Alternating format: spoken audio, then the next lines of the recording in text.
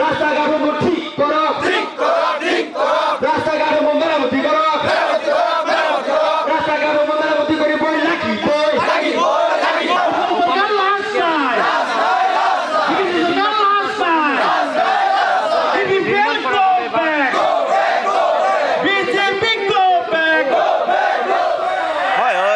মই উপস্থিত আছোঁ বাক্সা জিলাৰ আনন্দ বজাৰত আৰু আনন্দ বজাৰত এই মুহূৰ্তত আমচুৰ উদ্যোগত এক প্ৰতিবাদী কাৰ্যসূচী গ্ৰহণ কৰা হৈছে। যি প্ৰতিবাদী কাৰ্যসূচী কৰা হৈছে যে BTC অঞ্চলত যিবোৰ বাট পথৰ দুৰৱস্থা হৈছে, বিধ্বস্ত বাট পথেৰে ৰাইজে চলাচল কৰিব পৰা কোনো অৱস্থা এতিয়া নাই, যাৰ বাবে অঞ্চলৰ ৰাইজৰ লগতে আমচুৱে প্ৰতিবাদী কাৰ্যসূচী গ্ৰহণ কৰিছে। আৰু প্ৰতিবাদী কাৰ্যসূচীস্থলীৰ পৰা কেমেৰা সহযোগে দেখুৱাই আছে, আমি পোনপটীয়াকৈ দেখুৱাইছোঁ। এয়া বাক্সা জিলাৰ আনন্দ বজাৰৰ দৃশ্য। আনন্দ বজাৰত দেখিছে যে আমচুৰ উদ্যোগত প্ৰতিবাদী কাৰ্যসূচী গ্ৰহণ কৰা হৈছে। যি প্ৰতিবাদী কাৰ্যসূচী ৰাস্তা ঘাট মেৰামতি কৰাৰ দাবী উত্থাপন কৰা হৈছে।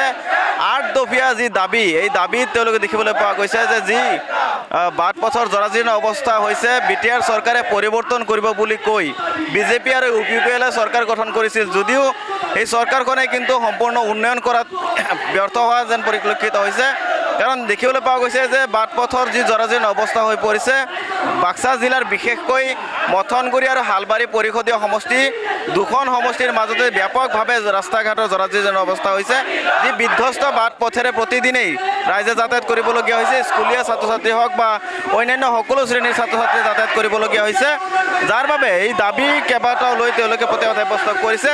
যি উত্তাল প্ৰতিবাদ সাব্যস্ত কৰিছে সংগঠনটোৱে, সেই প্ৰতিবাদস্থলীত আমি আছোঁ আৰু এই মুহূৰ্তত পোনপটীয়া সম্প্ৰচাৰত দেখুৱাইছোঁ যে বিভিন্ন শ্লোগানেৰে তেওঁলোকে উত্তাল কৰি তুলিছে বাক্সাৰ আনন্দ বজাৰ।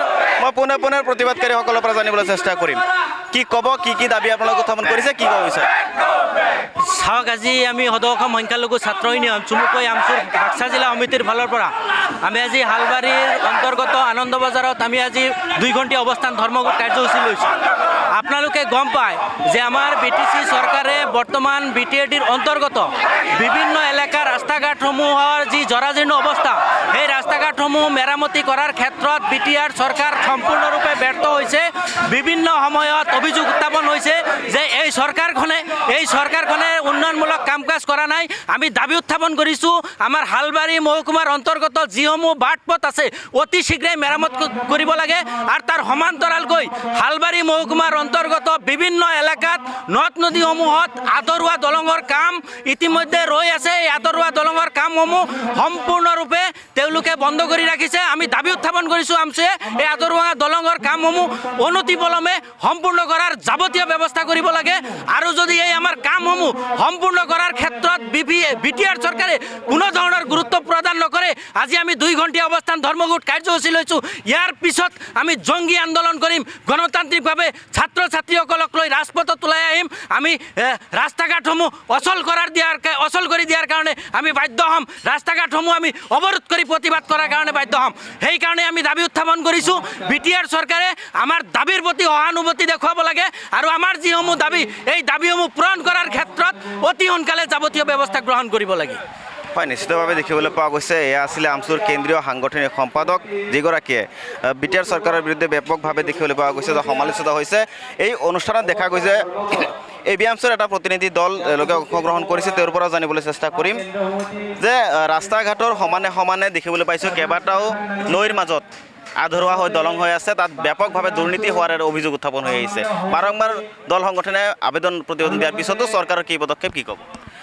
হয়, নিশ্চয় আপোনালোকে জানে আজি এই বাক্সা জিলা আমচুৰ উদ্যোগত আয়োজিত 2 ঘণ্টীয়া ধৰ্মঘট অনুষ্ঠানৰ পৰা যি পৰিৱেশ আপোনালোকে দেখা পাইছে যে বিভিন্ন হালবাৰী মহকুমাৰ অন্তৰ্গত বিভিন্ন ৰাস্তা ঘাট যি জৰাজীৰ্ণ অৱস্থা, এই ৰাস্তা ঘাটবিলাক মেৰামতি ও পুনৰ্নিৰ্মাণৰ দাবীত আমাৰ হালবাৰী মহকুমাৰ অন্তৰ্গত নদ নদীবিলাকত যিবিলাক দলং আধৰুৱা হৈ আছে, এই দলংবিলাক নিৰ্মাণৰ স্বাৰ্থত তথা ৰাইজৰ যাতে উপকাৰ হয়, যাতে এই যাতায়াতৰ যিবিলাক বিঘ্নিত অৱস্থা হৈ আছে এইবিলাক যাতে সুচল হয়, তাৰ বাবে বাক্সা জিলা আমচুৰ পৰা যি 2 ঘণ্টীয়া অৱস্থান ধৰ্মঘট কাৰ্যসূচী লৈছে।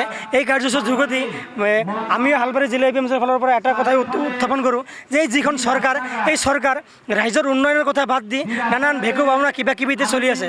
কথা সেইটো নহয়, আজিৰ যি অনুষ্ঠান, এই অনুষ্ঠানক কমচে কম চৰকাৰে সহানুভূতি জনাই যিবিলাক এই যে দাবী এই দাবীবিলাক মানি ল'ব লাগে আৰু এই আধৰুৱা দলংবিলাক যাতে সোনকালে সম্পূৰ্ণ হৈ উঠে আৰু ৰাইজৰ যাতায়াতৰ বাবে যাতে মানে সুস্থ এটা পৰিৱেশ হয় তাৰ বাবে আমি আহ্বান জনাইছোঁ। হয়, নিশ্চিতভাৱে দেখা গৈছে যে এয়া আছিলে এ বি আমচুৰ প্ৰতিনিধিৰ প্ৰতিক্ৰিয়া। এই ধৰণে তেওঁলোকে দেখিবলৈ পোৱা গৈছে ক্ষোভিত হৈছে, চৰকাৰক বিভিন্ন ধৰণে সমালোচনা কৰিছে। এওঁলোকে আৰু যি দাবীসমূহ উত্থাপন কৰিছে সঁচাকৈয়ে গুৰুত্বপূৰ্ণ। এই দাবীসমূহ অৰিজিনেলি যদি জিলা সদৰলৈ যোৱাৰ কাৰণে যদি কোনোবা ওলাই যি বেয়া পথ পাৰ হৈ যাব লাগে, আৰু যদি আটাইতকৈ উল্লেখনীয় পথ হৈছে বৰপেটা ৰোডৰ পৰা মানস ৰাষ্ট্ৰীয় উদ্যান সংযোগী যি পথ আছে, এই মুখ্য পথছোৱা যথেষ্ট বিধ্বস্ত ৰূপ ধাৰণ কৰিছে, যাৰ বাবে এই দৃশ্যবোৰ প্ৰত্যক্ষ কৰি দল সংগঠনে এই ধৰণে সমালোচিত হৈছে।